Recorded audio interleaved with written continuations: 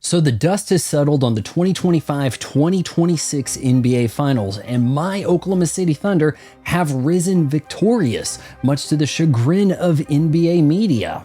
Oh, they don't even have anybody at their parade. It was a 2-mile parade route. There was plenty of people in the park.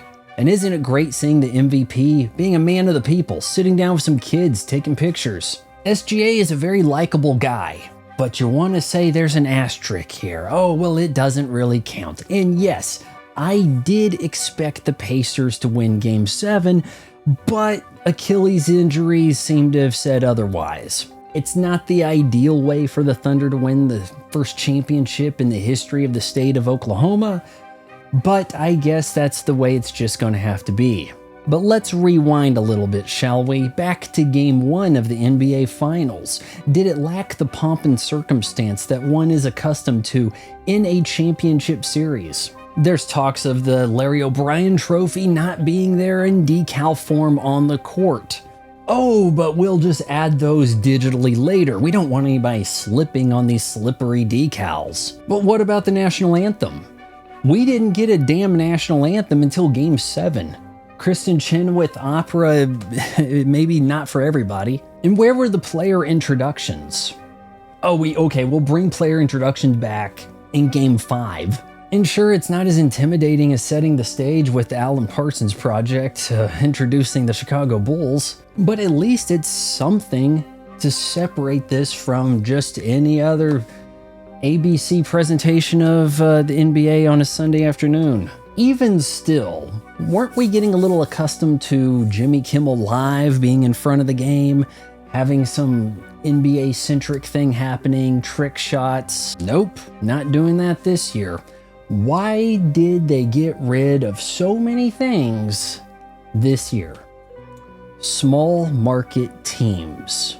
This is an example of ABC, ESPN doing their silent boycott.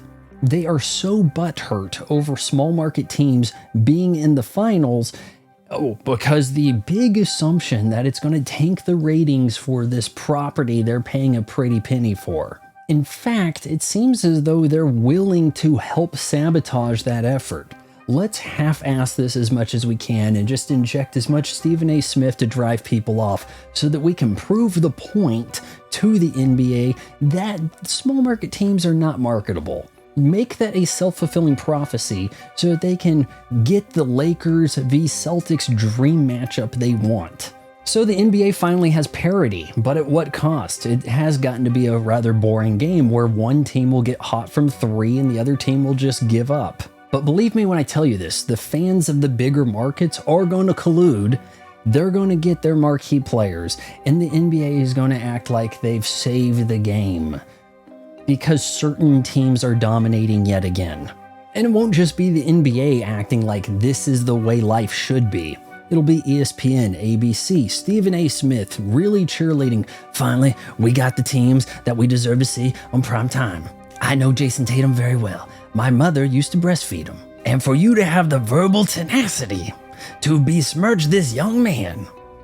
Yeah, some people are not going to be happy until the game is rigged yet again. Thank you for watching my son's YouTube station. It's not for everyone, but he tries. Maybe if you bought some merch below, he'll eventually get good at the YouTubing.